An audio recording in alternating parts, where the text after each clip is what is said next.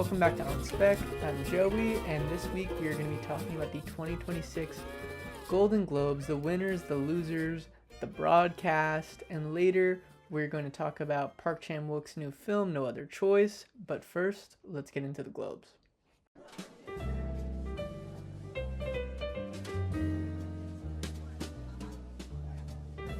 Okay, so off the top, some housekeeping on the broadcast. I thought the monologue was pretty good. I think Nikki Glazer is a good host. You could definitely tell that she comes from the world of the roast. There were some good jokes. There were some misses, but I would say overall it was good. It was sharp.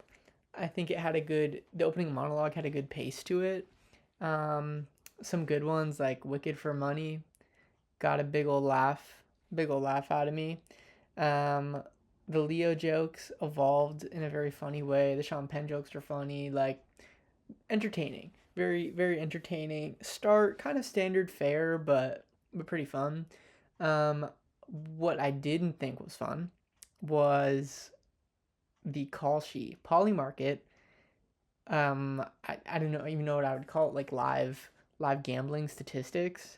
On the bottom of the screen throughout the broadcast. I also heard that they were on screens in the room at the show, and I just feel like it cut so much of the tension because it's like, okay, well, for example, like best original song, okay, well, Golden is at like 86%, so like it feels pretty much like a done deal. It kind of cuts the suspense.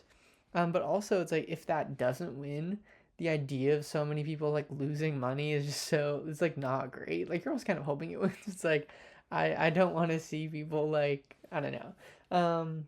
But it's just like normalizing gambling in that kind of way and like bringing it into the mainstream feels so like classless and tactless. And I think that's kind of in a lot of ways a lot of my issues with the like broadcast and like ceremony aspects kind of tie back around to it. And I do feel like that's a big distinction between the Globes and some other shows is that there are some things that I don't think make them feel as prestigious as other shows, but this was specifically egregious. Another thing was the music that was playing when the winners were walking up, when the presenters were coming out, when the winners were walking off. There were some crazy picks. There were some absolutely crazy picks. I'm like the happy music playing when Stellan Skarsgård went up to accept his award for sentimental value. It was just crazy. It was just like there were so many bizarre music choices that the DJ was picking. I don't know if it was okay. This is another thing. I don't know if it was them, but the play-by-play guys, bad, just just horrible. Like that was like, and it's not on them. It's no hate to them, but the idea just did not land. I think you kind of need someone who's more knowledgeable about movies, but then I feel like the like regular audience member isn't gonna be very entertained by that. So it almost feels like this play by play commentator doesn't work. And then it's like crazy song playing, commentator saying something really random over the winner going up, and it's just like let's mellow out. Let's mellow it out. Maybe that makes for bad TV, but let's mellow it out a little because it's we're here to celebrate, and I just think that I feel like the shot callers not did not work. I think it could. I think it could if it's massaged in such a way, but for now it didn't work. Another thing, I think a lot of the bits took too long, and I wouldn't mind if it was a longer show, but then we get no clips for any of the actors, and that just feels very off. And even the clips we do get for the films feel super short. Like you almost can't even get a sense of it. Like I think to the Oscars, and it's like they actually do a pretty good job with the clips they play. Um, but during the nominations for the actors, we get the live seating chart, which I know isn't new. I think that debuted about a year or two ago. But I I do not want to see that. I don't think many people really care, especially because you can't really tell where anyone is in relation to each other on that shot of the room. It's like a dark room with people and then pins. So it's like I don't know what context anyone is really getting from that. I think that the context people would probably rather have, especially when a lot of these movies aren't super accessible to the public, is okay. What does this performance kind of look like? Give me a sense of it. Um, I just feel like it's a misstep. I kind of understand the thought process, but once you think about it for more than 30 seconds, it kind of falls apart because in the end it's meaningless. And I think even people who care about something like that, that visual of the room isn't even going to really help. Um, but yeah, I guess let's get into let's get into the results. Last week I was on here, I made a lot of predictions. Let's see how I did. Let's see how I did. We're going to go through films first, and then we're going to go through TV. The films we're definitely going to take a bit of a longer time on. But okay, this is a tough one to start out on, which is Hamnet won Best Motion Picture Drama, which I haven't seen. Still, I said that last week. I still haven't seen it. Um, I did make a big deal, and I'm kind of proud of this prediction. But I did say that I foresaw a future in which Hamnet won Best Motion Picture Drama and cinematic and box office achievement went to Sinners. I said that I feel like that would be kind of insulting to Sinners. Um, and it happened. It happened. I did say I thought Sinners would win, and then I had Hamnet could win as like my second pick. I'm not. I mean, it seems like a great film. I'm not upset with the win at all. I think we'll get more into the Sinners conversation, but I'm more upset with the general treatment of the film Sinners at this show. I feel like it got disrespected um, in a pretty big way. But Hamnet winning Best Motion Picture Drama, I would say was a bit of an upset, but I did say like I could see that happening. That would probably be the second up. Um, but yeah, so Hamnet took it there. And then I was on the money, one battle after another, one Best Motion Picture Comedy Musical that felt pretty set in stone. Best Motion Picture Animated went to K-pop Demon Hunters. That felt pretty clear. I thought Zootopia maybe had a chance, but I mean, it's clear there's a lot of love for K-pop Demon Hunters. Best Motion Picture Non-English.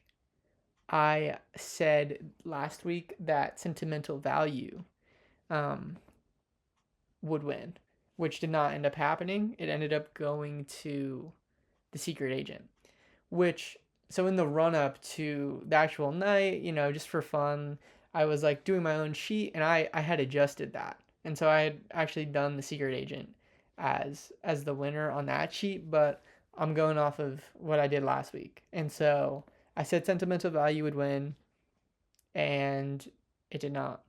I thought that this would be the spot to recognize that film because it felt like there was a lot of love for it, but it ended up getting recognition somewhere else we'll get to, and that kind of took me by surprise a little. But I think it makes sense. The Secret Agent seems awesome. That's another one I haven't been able to see.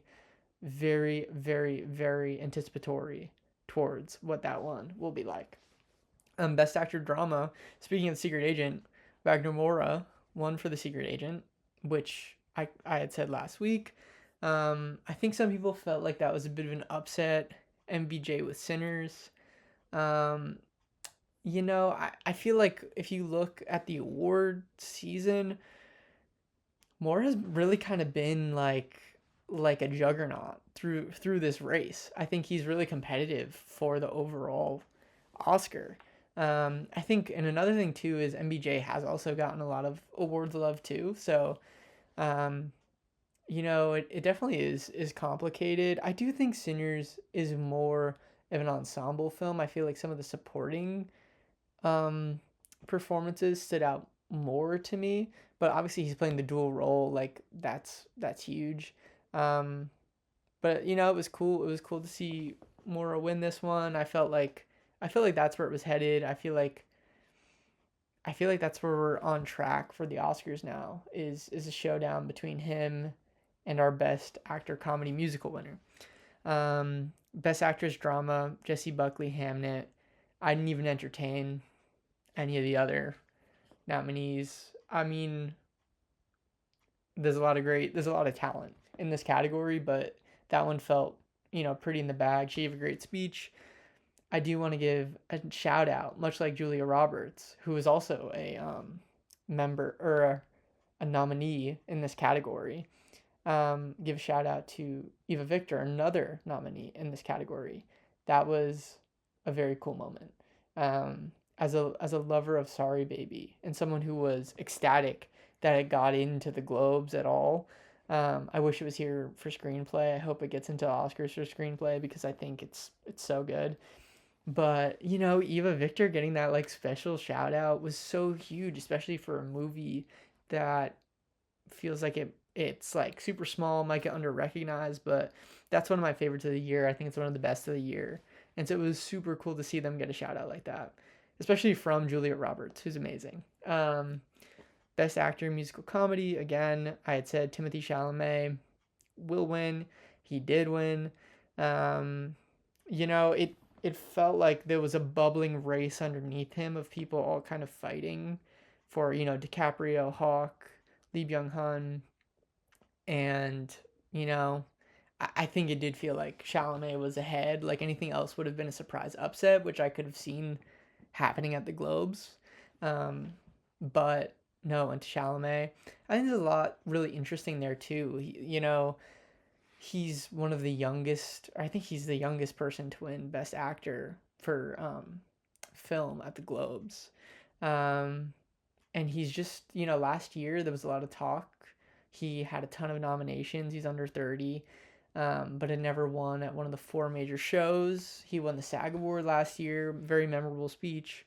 This year, just won the Critics' Choice. Now just won the Globe, and it's just the Oscar. And he will have the four major awards. Um, and I think it's very very interesting because young actors just tend not to win. Like if you're in the business of predicting, I would say that historically voters favor older actors. Like Best Actor seldom will go to a young man. And so I think um Leo has felt very kind of subdued throughout the whole season. And I think part of that might be this feeling of support for Chalamet. I'm sure Leo wants to win, but it took Leo so long to get his Oscar and get recognition. I wonder if in a way he feels vindicated in Chalamet's success. I think that's something very interesting to think about, to consider. But Leo, as Nikki Glazer pointed out, is very kind of private. Besides these funny moments that have come out from the room, but yeah. So I think that's an interesting narrative to think about. But I feel like Chalamet's on the path to an Oscar, but I think it's him against Mora. I think that's gonna be a really tight race. But I we'll come back to it once we get closer to the Oscars and we see how the season goes. But right now, I'm gonna still say I think Chalamet will take the Oscar because I mean, amazing performance in Marty Supreme, and that's just what the tide feels like. Best Actress Comedy Musical. I said Rose Byrne if I had legs. That kind of felt like going out on a limb a little bit. That didn't feel like such a sure thing to guess, especially in such a stacked category. I felt like Kate Hudson could be like a crazy dark horse. Emma Stone for Begonia, Chase Infinity for One Battle. But I don't know. It was like something about that Rose Byrne performance. Um, felt like it would have got her this award. And especially again, like kind of a similar conversation to Sorry Baby. If I Had Legs feels like one of the underappreciated films of the year. So it's crazy to see it take home a win. Um, really, really, really cool to see it get recognition. I hope that this helps her get into the five at the Oscars because that felt like an uncertainty. Now that she's won here, I I I feel more confident that she'll be able to get in there. I haven't seen Jessie Buckley in Hamnet, but I'm like, to me, Rose Byrne is that's probably my favorite performance of the year that I have seen. I need to see Hamnet because I feel like I'm not able to like fully be in these conversations without the context of Hamnet because it feels so important. So I'm trying to get on that. But um yeah, I think that that's going to be a really interesting showdown, but so cool to see her win here. So cool to see Mary Bronstein get this recognition. And then obviously Ronald Bronstein with Marty Supreme. Like, it's such a cool moment, especially if you had told me that, like 6 years ago, kind of getting into the whole Safdie Bronstein world and feeling like Uncut Gems was so overlooked during award season, to kind of feel like that style of movie and those creatives are getting recognition now is super cool. Like Chalamet for Marty Supreme and Rose Byrne for If I Had Legs winning Best Actor and Actress musical comedy. Like, it's awesome. It's truly so awesome to see. I'm so happy for them. They're obviously both amazing creatives. I can't wait to see what they do next. I want more Mary Bronstein films. I really do. I think the world needs it. I think the world really needs it. Another thing, I guess while I'm on the topic, their table looked like the spot to be. It was a very, very, very funny table. I'm trying to recall who was there. I mean, you had Ronald and Mary, you had Rose Byrne, you had Josh, I think his wife, you had Timothy, you had Kylie, you had Odessa, and then you had the Smashing Machine crew, The Rock, Emily Blunt, who had brought John Krasinski as her plus one, and then they sat Ava Victor there too. And so it was just like the Smashing Machine, Marty Supreme, If I Had Legs, Sorry Baby table, and that looked like the spot to be at the show. Every time they got to that table, I noticed another person. I was like, "Wow, The Rock is here," and that's pretty crazy. Um, moving on from that, the supporting actor. This one was one of the most surprising of the night. I had said Elordi for Frankenstein. I felt like he was on some good momentum after Critics' Choice. I put a lot of people I said could win. I said that I thought Benicio and Sean Penn would split the vote. Um, which I think did happen.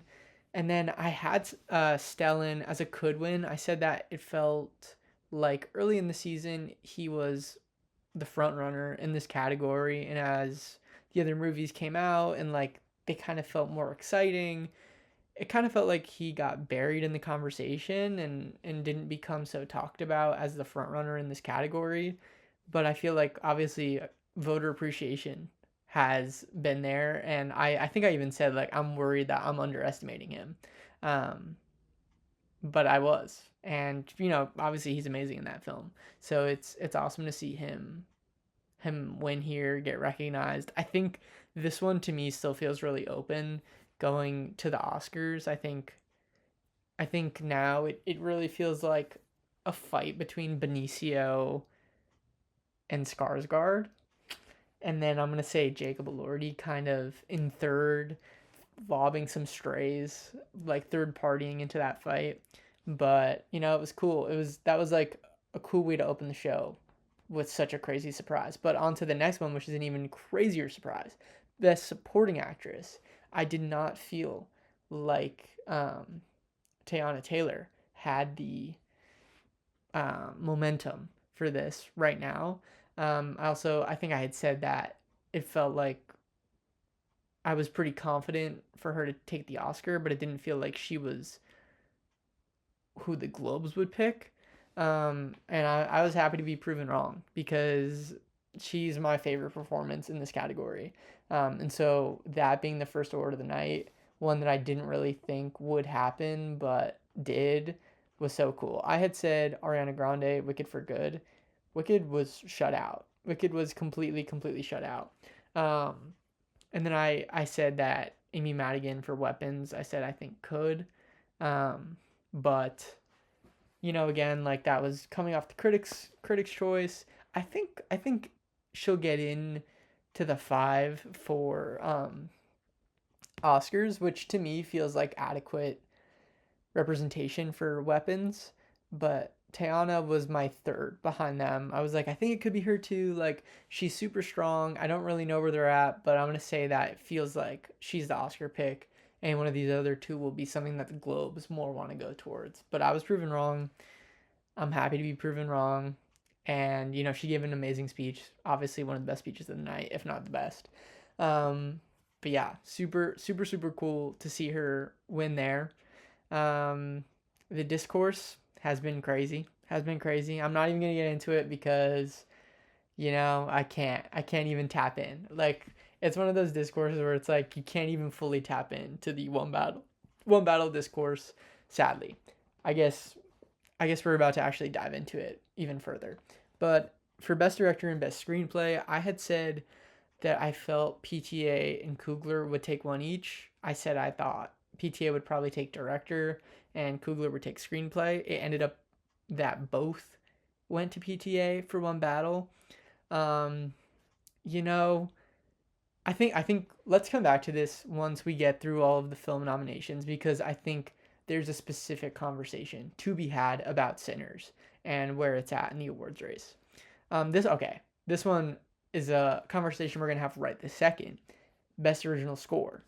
Ludwig Göransson won for Sinners off of the broadcast, which is crazy. I think they showed a call sheet prediction earlier in the night about who was gonna win best score, and then after commercial, they just unceremoniously were like, and yeah, during the commercial, Sinners won best score, and like I get it that, or honestly, I don't get it, but I'm like, I know that what they want is to try to like make it more exciting TV.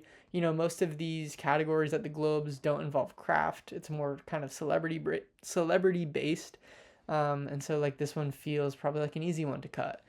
But it's so disrespectful, especially when it's the only award of the night that didn't get aired on the telecast. Like, just super, super scummy. And, it being the only real award that Sinners took home and it happening not on the not on the broadcast, um, is not a good look.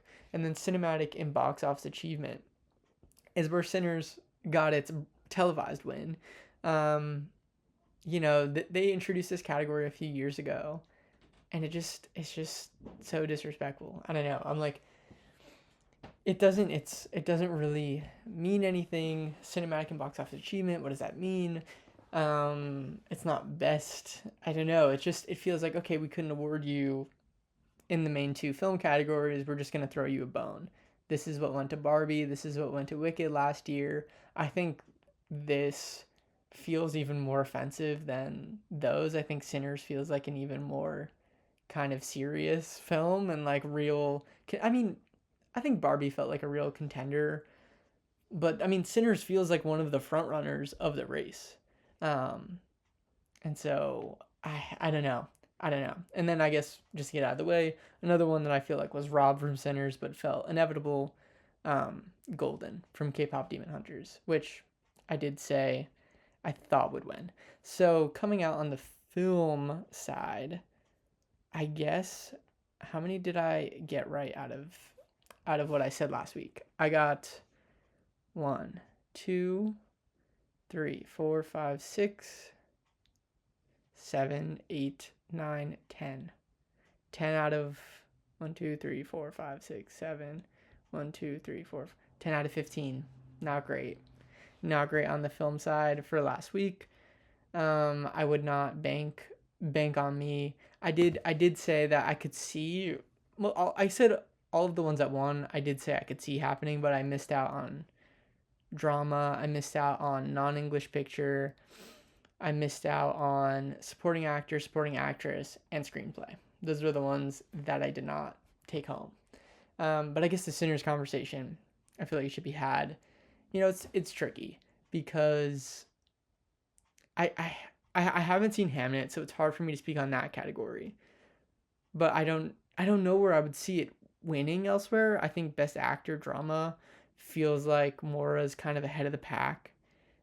I do feel like, to me, PTA feels pretty solidly like the best director in the category. And I'm not as hot on the Sinners screenplay, I would say, but it felt like that should have been the place for it to win, which pains me because I love the One Battle screenplay. I think it's amazing. But I think an important part of these shows is also kind of distributing the awards, distributing the wealth, and recognizing films that are great, that are important. And Sinners is a moment. Sinners is important, and I don't think it would feel wrong for it to have gotten that screenplay award. And I know, it's not necessarily like voters are coordinating um, to have it go one way. I'm sure it was probably close, um, but that felt like the place to recognize it to me. Um, as much as I do love the One Battle screenplay, I think that's where it would have made sense. I did say I thought Sinners would win cinematic and box office achievement. I thought it would also get best motion picture drama. Um, I think realistically, I might say, having not seen Hamnet, obviously take this with a grain of salt. I think that would have made the most sense. Would be best motion picture drama, and then I would probably say screenplay. But I mean, it's so hard. I think not getting either is wrong. I think not getting either feels like a complete misstep to me. So I think the Oscars will go differently. Um, Original and adapted are split up, so I feel very confident about Sinners getting best original screenplay, and I think it's really gonna sweep production design and hair. I feel like hair and makeup will go to Frankenstein. I'm gonna say it's really gonna sweep costumes. I think that's gonna be tough with Frankenstein, but again, like I think it's gonna be those two duking it out in a lot of those awards. I think Sinners will probably take cinematography, and like usually those feel like consolation prizes, but I do feel like with Sinners, it almost instead just speaks to the excellence like all across the board of that film. Um, I think it will have a much better time at the Oscars. But that was definitely disappointing to see, and I think that the conversations that we're having now um, are really tough because it is a year of great films, um, and so it's hard to see some not win. But it's also like these are all great films, so I don't even know um, where to cut, where to not give out stuff. Um, but it definitely feels like people are in a fandom and will be attacking other films, and it's just like I don't know. I don't know. We're in a year of great films, especially like at the top of like the quote unquote top of the pack of what feels the most talked about and most awarded, with One Battle, Sinners, Hamnet, Marty Supreme. Like we are like bountiful with amazing projects. Um, and so I hope to see Sinners get the due that it deserves. Um, and I hope that we see that as the season progresses. And I think we will. I really do think we will. And I think this is a symptom partially of the Globes. And I feel like, the Globes obviously had to completely um, restructure and gut their voting board because of its lack of diversity, like complete lack of diversity. Um, and so I do feel like I can't help but think about it with Singers being snubbed, that came into play. I think you set yourself up for that in a big way. Um, and so I think it not being recognized really like anywhere besides score and cinematic and box office achievement, it is very, very reminiscent of the fact that they had to go through and just completely change their voter base. Or not completely change their voter base, but reassess the voter base, like switch it out. And I feel like there's still work to be done there. That's the point I'm trying to make, is that there's still work to be done there. And I think that's very clear by kind of how it panned out. But I think the Oscars will be much better to Sinners. So 10 for 15 in film. We had our Sinners conversation. Now for TV. If you tuned in last week, I'm going to take back everything I've ever said about Kalshi, Polymarket. If you listen to this, unless you listen to this podcast, right? I'm like, typically do not gamble, do not do any of that. But if you listen to this podcast last week, you're one of the very few people who did, and you heard my predictions for TV, you should have put that money on, because I got The Pit right for Best TV Series Drama. I got The Studio right for Best TV Series Comedy Musical. Adolescence, Best Limited Series. Noah Wiley, Best Actor Drama. Rhea Seehorn, Best Actress Pluribus. Seth Rogen, The Studio, Best Actor Comedy Musical. Jean Smart, Hacks, Best Actress Comedy Musical. Stephen Graham, Best Actor Limited Movie. Michelle Williams, Best Actress Limited Movie. Owen Cooper, Best Supporting. Erin Doherty, I got that one wrong. Hannah Einbinder won for, I said Hannah Einbinder would win for Hacks. Erin Doherty won for Adolescence. And then Good Hang with Amy Poehler will win Best Podcast. Judging off my book, that's 11 for 12 in the category. And this is not financial advice. Do not gamble. I'm not telling you to gamble. This is not financial advice. But 11 for 12, I mean, that's pretty good. I think it's very funny because I have less knowledge of TV. I was just kind of going off like gut. I do feel like a lot more of these felt like done deals. But I think also knowing less and being an outsider looking in allows you to be maybe more objective and more just like, yep, I think I know enough. I'm going to just say this. And then it kind of happens. I'm not counting stand-up because that was crazy. But otherwise, 11 for 12, not bad. The only one I missed out on, I said Erin Doherty could win for Adolescence, and that Hannah Einbinder would win for Hacks.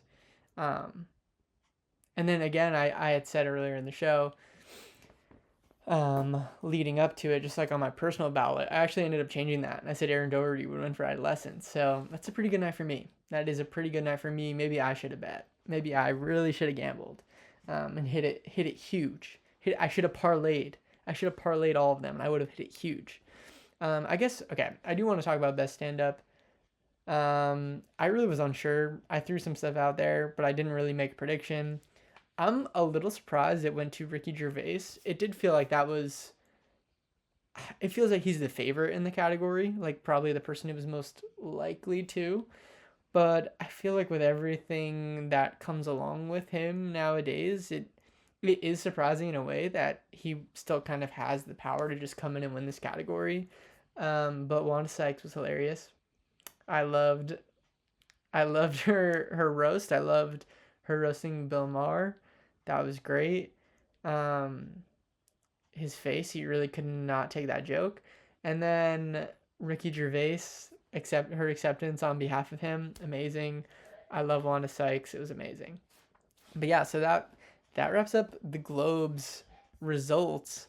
I guess before we move on, I think watching it definitely makes you think, like, what is the identity of the Globes at this point? Because it almost felt like, to me, the Globes usually is a place to award more commercial films. I don't know if that's the right way to say it, but less like Oscar-y films, more popcorn films. Like with the expanding of the categories, it feels like there's more room, and I think it's moved away from that in a big way, which I'm not saying is good or bad. I think in a way they're maybe more in line with, like, quote unquote, what's actually best. But I think they do lose their individualism in a way. Like, I feel like this is a good place to recognize something like Weapons or F1, and not really seeing them show up here. I think it pulls into question and makes it more feel like an Oscars long list. So it's just like, these are probably all the ones that are going to get nominated for the Oscar, and then here's a few other ones. And so I don't know if it's good or bad. I think that it'd be cool to see. I mean, do we need another award show? But I was gonna say it'd be cool to see another award show kind of step into that role of, you know, a mix of films of popularity and like prestige kind of coming together, or like seeing the Globes shift back to that, I really don't know. I think it's great to award people who truly do deserve it. And so I'm not saying that like they should necessarily just do it to be like, okay, well, F1. But it'd be interesting to talk about because there's different types of movies. And I think right now, the Globes feel more like here's what you should watch before the Oscars. Like we all watch the Globes, or I've seen a lot of these movies, but the public, a lot of people will watch the Globes, kind of get a sense of what movies are the strongest, and that gives a sense of what people need to check out before the Oscars happen. For people who aren't really like too tapped in. Um, and I think there's just like a huge congruency now. I think we're gonna see a lot of similar winners. I think it's more of a sneak preview for what's to come at the Oscars now, and it'd be cool to see some like just weird picks. You know what I mean? Like I think it's exciting to see weird picks happen at these shows. So I think that's my hope for the future is that obviously let's not pick stuff that's bad, but like I kind of want to see some weird things. Make it exciting, you know, distinguish yourself from the Oscars a bit because you're not gonna be the Oscars. But yeah, now on to No Other Choice.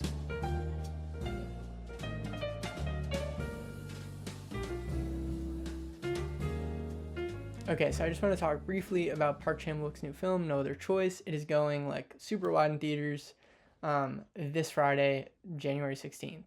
Um, Amazing film. I really did love it. It is a black comedy, very much a political satire talking about class. It is absolutely sprawling in its scope and length and story. Um, but I think that this kind of like political riff, class commentary film feels like a major theme of 2025. Like you can draw so many parallels between we've talked about it on other episodes of the show, but you can draw so many parallels between this and One Battle and Eddington and Bugonia. Um, and I think obviously like those films always exist, but it feels like there's so many more this year. It feels like that is kind of the major theme of our year. Um, and it's very cool to kind of see all of these films tackle a similar idea and subject, but in the most broadly different ways. Like I never feel like any of them are treading the same ground as the others. Um, and yeah, I mean it's very funny, but it's incredibly dark. This is a very dark film that somehow like Park has like masterful control over tone and just makes it work. I think like the outlook that he brings is that everyone kind of sucks and is stupid.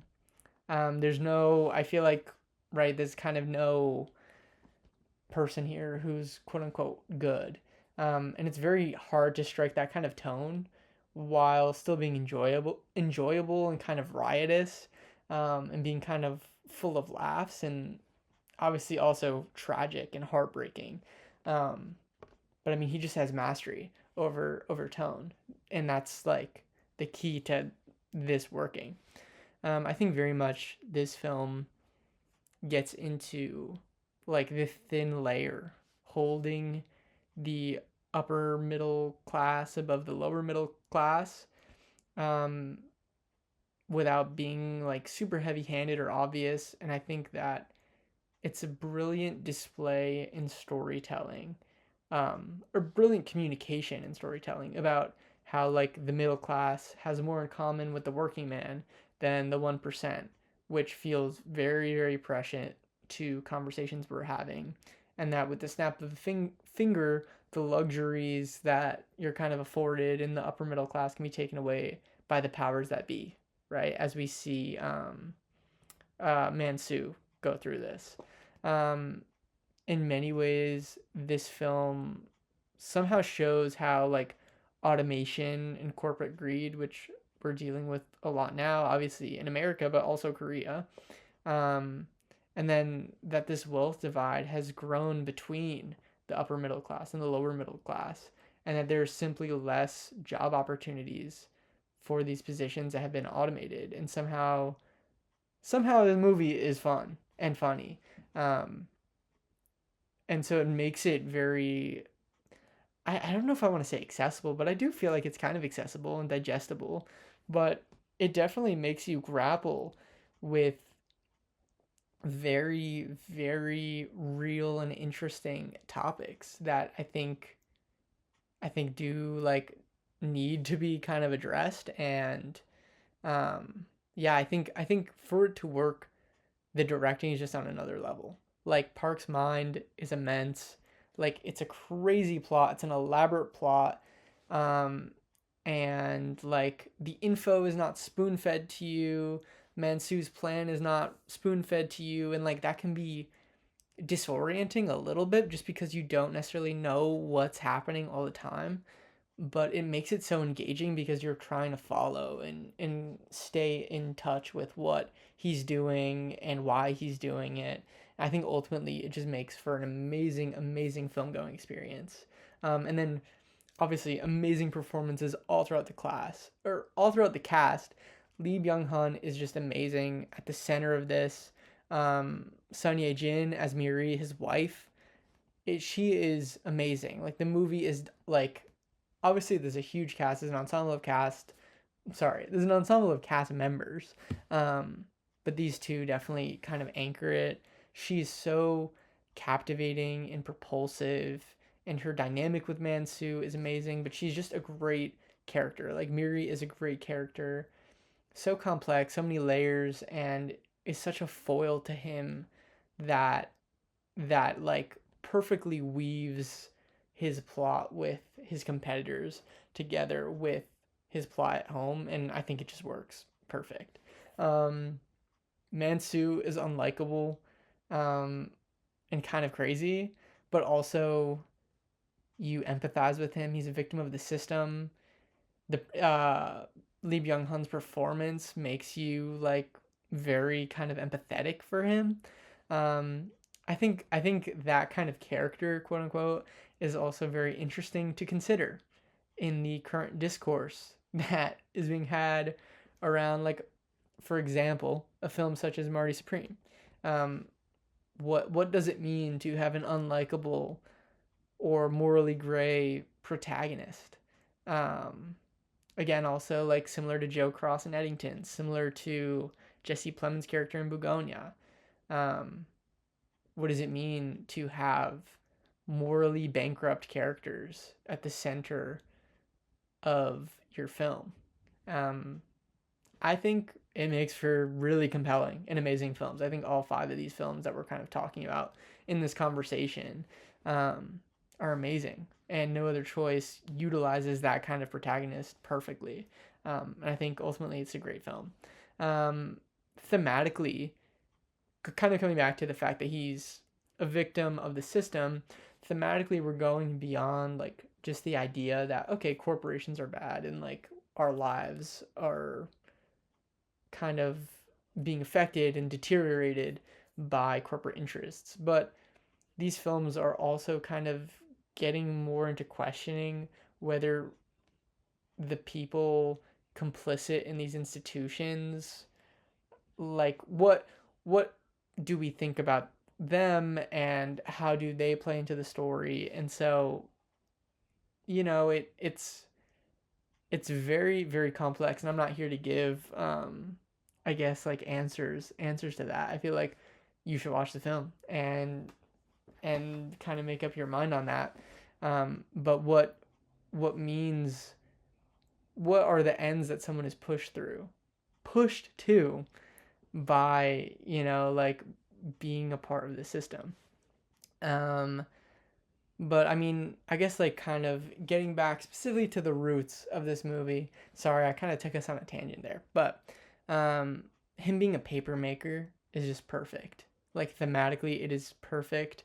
Um, Paper is a resource that's kind of becoming obsolete, much how the worker is becoming obsolete to conglomerates. And then the last image of him alone in the factory, controlling all of the AI robots, and like he no longer has the coworkers from the beginning of the movie. It's just him. Um, he is now complicit. He took out all the people he felt were in his way or complicit, so he could get the job, and now he's complicit. Um, and it's just that, many people are affected by the system and they see how it can hurt themselves, right? Like they go through that, just like Mansu. But ultimately, his goal is more focused on like what he can do for himself. He's not focused on kind of getting to the root of the problem that affected him, but he's just trying to get back to his comfortability and where he's at. And I think that's an extremely interesting way to end the film. I think it is extremely compelling and an extremely true way to end the film. I think it's very thought provoking that he kind of achieves all of his goals. Um, like that's the whole theme of the film. We are made to be in competition with our peers, and Mansu is willing to go to any means to get ahead of them or eliminate them. Um, and we see just Park take that to the extreme. And I think that idea at the core of it is really compelling because it's kind of like a black comedy thriller, but like why he's doing it and like what it means, I think makes it even darker while having this very funny tone. Like he feels like he needs to kill them to get his job. Um, and that is just I don't know. I think it is very, very true to the world that we live in right now. It is an amazing film. If you have not seen it, I don't feel like I spoiled it like crazy. I did not get into like a plot breakdown or anything. But go check it out. It is an amazing film. It is I think over 2.5 hours, but it flies by. Like, do not let the runtime dissuade you because it is fast, it is quick, the directing is amazing, the choices are amazing, visually it's crazy. Um, but it's an awesome film. It is an absolutely awesome film, and check it out in theaters if you can. It is really cool. It is opening wide this weekend. So yes, onto the outro.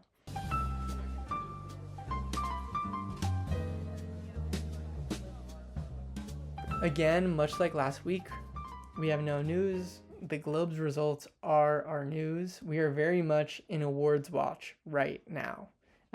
It is award season. We're talking awards. So and I also feel like news is pretty slow. Like I don't know what news like, oh, like there's a new Avengers teaser. Like I don't know much else to say. Like, you know what I mean? Like I'm not a reporter. Guys, I'm sorry, I'm not a reporter.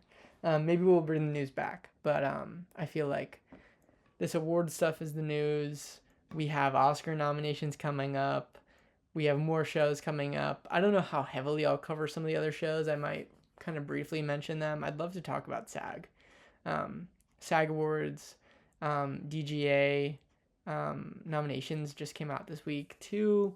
And so DGA might be interesting to talk about because those Guild Awards are always super cool and like kind of an even better insight, I almost feel, into just like quality and like what do other directors think of, you know, best director, which I think, I mean, obviously is true to an extent at these other shows, but I think at DGA it feels even more kind of like calcified. But yeah, I'd love to do some fun stuff with Oscar nominations just because I feel like as the episodes have gone on, we've talked more and more about trying to predict awards and predict nominations. So I think it'll be really fun to have some fun around the Oscar nominations and Oscar season. But yeah, I guess what I've been watching since last week, I've seen Lurker, which I was very impressed by. Amazing debut by Alex Russell. I really really loved it, especially like, man, I'm raised off like Brockhampton. Like it definitely feels born from that, and definitely like super interesting. Like, okay, we're about to get into like some deep stuff here, but super interesting to consider. Back in 2017, Russell was working on the Saturation movie, which was supposed to be a theatrically released Brockhampton movie. And I will say, it almost feels like maybe some elements from that ended up coming into Lurker. Like this script was on the blacklist in 2020. That's not too long after like saturation era. So, hey, you never know, but I mean, you could feel the influence of all those types of artists, but specifically, you could definitely feel the influence of Brockhampton. Just amazing performances there, funny, scary, true. I mean, that film is just awesome. Lurker is super great. Underrated pick from this year. Another underrated pick that I got the chance to see was Twinless. Um, Great indie movie, amazing performance from Dylan O'Brien. And again, it feels like 2025 was the year of dual roles and dual performances, and he kills it. I mean, it's a great script. Um, I like don't want to say anything because it was so different than what I expected, and that was such a great experience. And so I don't really want to spoil that for other people, but I'm like, if you have the chance to check it out, you should check it out. Because it's really good. I don't want to spoil it, but it definitely defied my expectations in a lot of ways. And I think again, super cool to see small films kind of thrive in this kind of way. And I hope it finds even more of an audience as we crest out of award season into 2026. And then I did finally get to check out K-pop Demon Hunters. It was pretty good. It was pretty good. Animation was amazing. I've had a lot of conversations about this movie with people. Um, you know, I think a thing that is very true is like it's a kids movie. It's not too deep, but also it's like I've seen really good kids movies that I would consider like amazing films, like best of the century. Um, and so I think it is that deep. I think it is fair to judge children's movies for what they are, but also judge them critically. Um, I liked it. I think that the animation was good. I liked um, I liked the story. I'll say I liked the story. I took issues with like certain things. I'm about to be that one friend who is like maybe a little too woke, but I, I like plot wise, I really struggled to get past the point that, right, they're K-pop idols, they're exhausted, they're so tired, and they want to take a break after the tour. And it's like, well, actually, we don't want to break. We want to work more. And like that just feels so dark when you consider the real world implications of the K-pop industry and how hard idols are pushed. Um, and obviously that's like not the biggest part of the story, but it did take me out. It definitely did take me out. I was like, why even bring up the subject of being overworked when it has such serious real world ramifications? Like I wouldn't even touch that. Um, and like I like have tried to kind of parse it out in my head, like maybe it's intentional, it's kind of like an allegory, them working to like mend the golden tree. Um, like could it kind of be like, okay, this is our way of talking about it without, but I really don't feel that way because then by the end of the film they're back to it like, okay guys, like we don't want to break, we want to keep working. And so it does feel like it's more like guys, like K-pop idols work themselves to death because they want what's best for their fans. And like I just struggled with that. And also I felt like the other two hunters were definitely underdeveloped. I loved their characters. And I was like definitely a bit disappointed that the movie put so much focus on the boy. I'm like it was just, it's not bad, but it was just kind of conventional, which I mean it's a kids movie, but I'm like I thought it was going to be about like these three hunters. Like I do not like, the romance is cool, but like ultimately I don't care about his character how I care about the other two girls. Um and then also I'm just like I feel like I missed the boat when I was younger, and like I'm not the biggest K-pop head, but I did love the last song when they're fighting, who we talked about earlier in this episode, Lee Byung-hun voicing the main villain, the Flame, the underworld Flame.